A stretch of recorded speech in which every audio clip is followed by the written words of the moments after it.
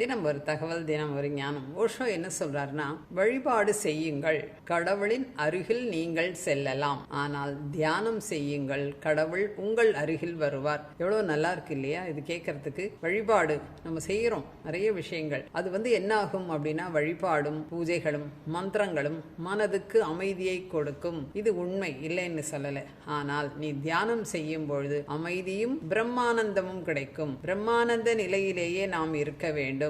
அதனால் எப்பொழுதும் மனம் அலைப்பாய்திக் கொண்டே அமைதி இல்லாமல் இருக்கும் பொழுது அதன் பின்னாலேயே நாம் போய்கொண்டு இருப்போம்.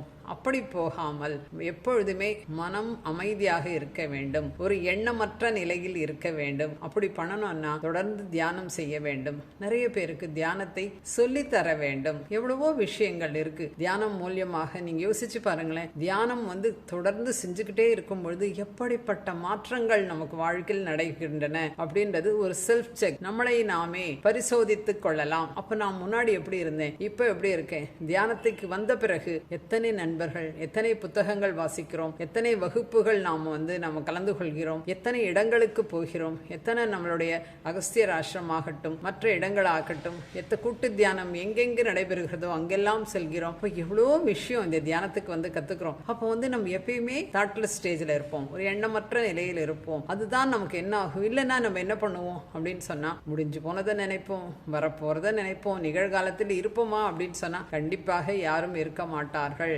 நம்மளுடைய மனம்தான் நமக்கு எதிரி. இது நம்ம நல்லா தெரிஞ்சுக்கணும். மனம் எதிரிதான் நமக்கு. மனதை அமைதிப்படுத்துவதற்கு, மனதை ஆனந்தமாக வைத்துக் கொள்வதற்கு, நம்மளோட ஆன்மாவை அமைதியாக வைத்துக் கொள்வதற்கு, ஆன்ம வளர்ச்சியை நாம் பெறுவதற்கு தொடர்ந்து தியானம் செய்வோம், ஞானம் பெறுவோம். நன்றி.